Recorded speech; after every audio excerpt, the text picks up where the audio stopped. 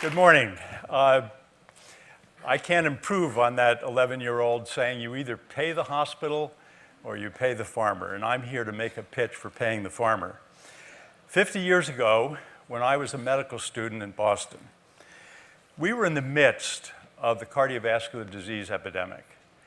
I learned to do a history exam and do the physical examination, order the laboratory studies and all the rest of it on acute myocardial infarction victims as young as 30. Some of you may remember that. Some of you may have lost parents prematurely to that cardiovascular disease epidemic. At that time, much of the fat in the American diet was still not directly linked to coronary heart disease. A little bit down the road from where I was studying medicine was the first major longitudinal analysis of the relationship between how we lived, how we ate, what we smoked, and whether or not we got chronic disease. It was called the Framingham study. And gradually we began to appreciate that the amount of high-density lipoprotein in our bloodstream causing stroke, acute myocardial infarction, and shortening our lives was coming largely from the saturated fat in the meat that we were eating. Most of that meat, however, was still being raised on family farms. And it was our inappropriate valuing of highly marbled steaks and other high-fat content meat that was the problem, not the way the animals were being raised. Now, today, we have a problem of public health impact on the way in which our high-meat diet drives the food production system. I'm going to briefly talk about everything from the molecular level to the global level in the next 10 minutes. At the molecular level, we have these hidden ingredients. We have arsenic coming through feather meal. I bet a lot of you don't know about feather meal. 600 million kilograms, that's about 1.3 billion pounds of feathers every year are stripped away from the chickens and the turkeys that we eat. They're hydrolyzed, they're pressed to get rid of remaining fat, they're chopped up, and they are fed back to our pigs, to our cows, to our chickens. Some is used as organic fertilizer, some is used as a biodiesel ingredient, but most of it gets recycled. In the center of this graphic is the arsenic that gets recycled. At the bottom are the antibiotics that you've heard about. They go into the birds we eat, but then when the feathers are recovered, the arsenic, now in its highly toxic inorganic form, class 1 carcinogen, is fed back into the food system and bioaccumulates in the very birds that have shed those feathers, the next generation. And it ends up in the grocery store and our dinner plates. The antibiotic resistance story has already been laid out in great detail. But just a reminder, we have about 3.3 million kilograms that are used to treat disease in the human population, an increasing amount of that disease, of course, coming from eating the contaminated meat products that are being raised under conditions that produce the antibiotic resistance. The rest of our diet, this is a little primer on nutrition. Most of you probably know that for every gram of vegetable, there are 4 kilocalories of energy. And if you're watching your diet and you're trying to stay within that 2,000 calories a day range, you know that the more vegetables you eat, the more protein you eat, and the less fat you eat, the easier it is to stay within that caloric limitation. Much of the fat that we consume today is accompanying the 65% of dietary protein that the average American derives from eating animals or animal products. 65%. Globally, the average is about 30%. And there are very healthy people within our own society, vegetarians, vegans, Seventh-day Adventists, who derive 100% of their protein from grains, fruits, and vegetables. Now, the next impact is on farm families, their neighbors, and rural communities. This video was shot in Duplin County a year and a half ago by one of my colleagues at the Center for a Livable Future for a film that he produced with the Maryland Institute College of Art. This is liquid feces and urine being sprayed over crop fields.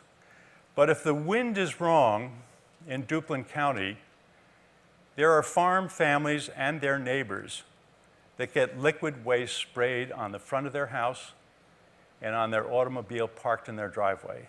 It is disgusting. We also have a real problem with the relationship between the concentration of this waste from these CAFOs. No longer is that animal waste being used as natural manure to restore nitrogen to the pasture land. People who are growing pasture-raised animals are doing the right thing. We should support them. When you concentrate all the animals in these barns, their waste stays concentrated. We, 310 million Americans, produce 7 million dry tons of waste ourselves every year. 4 million pounds of that, or 4 million tons of that, is returned to the soil after it has been treated in treatment plants. Animal waste, 40 times more than human waste, and none of it's treated. And that's what goes into these big open cesspits, euphemistically called lagoons, or it gets trucked out from the turkey or the poultry plant, poultry growers, and spread on fields, often in abundance above the ability of the plants to take it up and use all the nutrients. Finally, we have a global responsibility to do our part in feeding the world.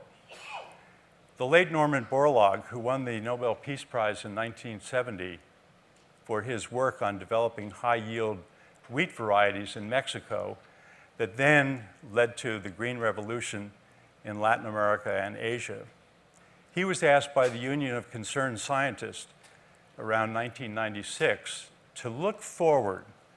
What would we be able to do when the world's population reached 8 billion people by 2025? He said, well, if we could get everybody eating mostly fruits, vegetables, and grains, we could feed 9.5 to 10 billion people. In other words, we'd have a safety margin of 1.5 billion extra mouths that could be fed.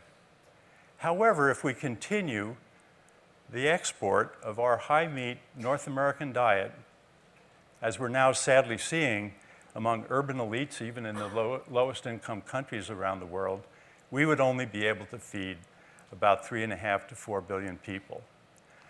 So when you eat right, when you support the farmer who is raising beef on grain the way Fred Kirschenman does, the way Terry Spence does with his cow-calf operation in Missouri, we are contributing to eating higher quality food in smaller proportions and paying the farmer instead of the hospital and making more available for people around the world.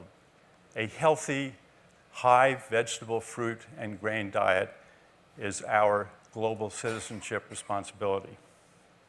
And then finally, each of us has the opportunity to learn more about the food system, as we're doing today, to engage, not just engage our friends and neighbors, our politicians, to lobby, to advocate, but engage internally, change our own behavior, and then reform the food system together. The left-hand picture is a farmer's market in Highlandtown, Baltimore.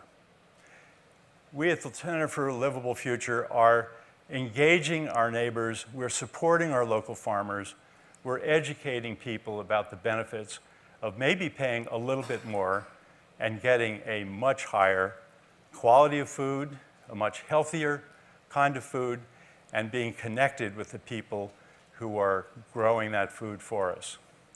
The center represents volunteers at an organic farm in Lincoln, Massachusetts.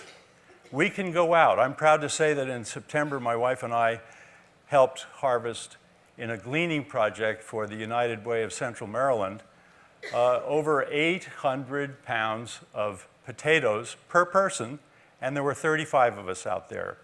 And we did this in about a 4-hour period. It was fabulous, made me feel good. The potatoes were used to help food pantries throughout that part of the state. There are a lot of things we can do, even as busy as we are.